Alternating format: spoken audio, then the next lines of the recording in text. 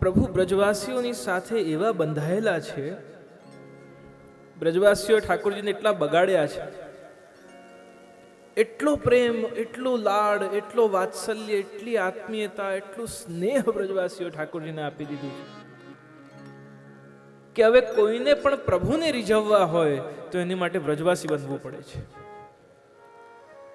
बिना ब्रजवासी बने प्रभु को प्रसन्न नहीं किया जा सकता. ऐसी पदवी ब्रजवासियों ने प्राप्त कर ली. सेवा रीत प्रीत ब्रजजन की जनहित जग प्रगटाई.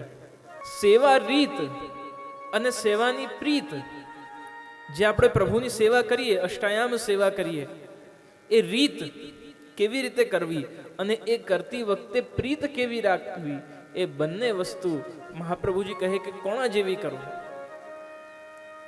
શ્રીજી બાબા જ્યારે શ્રી મહાપ્રભુજી માટે પ્રગટ થયા ગિરિરાજ પર્વતમાંથી, અને પ્રગટ થયા ત્યારે ખૂબ ઉત્સવ થયો, ખૂબ બધાએ આનંદ કર્યો.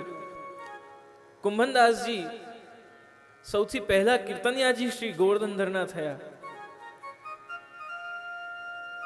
સદુ પાંડે, માણિકચંદ પાંડે આદિ બધાએ શ્રી મહાપ્રભુની આજ્ઞા અનુસાર સેવા કરવાનું વાત થઈ. કહ્યું કે કૃપાનાથ, हमको કશું ખબર નહીં એ સેવા કા હોવે.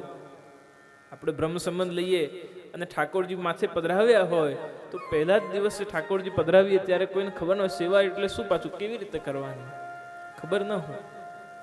રામદાસજીએ પૂછ્યું, કૃપાનાથ सेवा कासु कहें? वो मुझको खबर नहीं है.